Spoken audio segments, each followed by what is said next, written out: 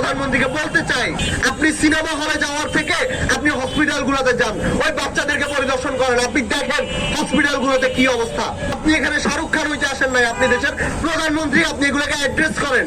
আমরা দেখতে পারি যে প্রধানমন্ত্রী তার স্ত্রীকে নিয়ে গাড়ি চালাচ্ছেন, আমরা দেখতে পারি প্রধানমন্ত্রী বৃষ্টিতে তার স্ত্রীর মাথার উপরে ছাতা নিয়ে তারা বৃষ্টিতে একসাথে হেঁটে যাচ্ছেন।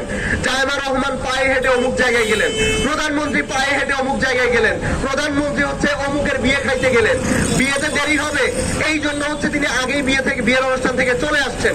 এই ধরনের স্ট্যান্ডবাজি, একটার পর একটা স্ট্যান্ডবাজি করা ছাড়া আর কিছুই তারা দিতে পারে নাই। এবং এই স্ট্যান্ডবাজি গুলো আপনার দেশে বিদ্যুতের সমস্যা, আপনার দেশে জ্বালানির সমস্যা, আপনার দেশে শিশুরা মারা যাচ্ছে, আপনার দেশে 400-র বেশি শিশু মহামারীতে মারা গেছে, আপনার দেশের সীমান্তে মানুষ মারা যাচ্ছে।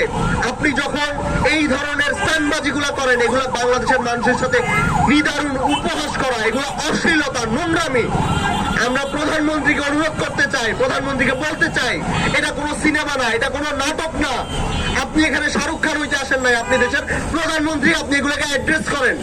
আপনি সিনেমা হলে যাওয়ার থেকে আপনি হসপিটাল গুলোতে যান, ওই বাচ্চাদেরকে পরিদর্শন করেন, আপনি দেখেন হসপিটাল গুলোতে কি অবস্থা, হসপিটাল গুলোতে বাচ্চাদেরকে দেওয়ার মতো অক্সিজেন আছে কিনা। আমরা এই সরকারকে যথেষ্ট সুযোগ দিয়েছি। আজকে 400 শিশু মারা যাওয়ার পরে আমরা আজকে রাস্তায় নেমেছি, কারণ হচ্ছে আমরা জানি এই সরকারের অনেকগুলো সক্ষমতার অনেক অভাব রয়েছে, এটা বাংলাদেশের প্রত্যেকটা সরকারকে এটা ফেস করা লাগে। কিন্তু তাই বলে আপনি যদি মনে করেন যে এই দেশে আপনাদের বিরুদ্ধে কথা বলার মতো কেউ নাই, বিরোধিতার মতো কেউ নাই, আপনারা ভুলে যাচ্ছেন। আমরা 5 জন হলে 5 জন, 10 জন হলে 10 জন, 100 জন হলে 100 জন আমরা রাস্তায় দাঁড়াবো, আমরা প্রতিবাদ করব, আমরা আপনার বিরুদ্ধে দাঁড়াবোই।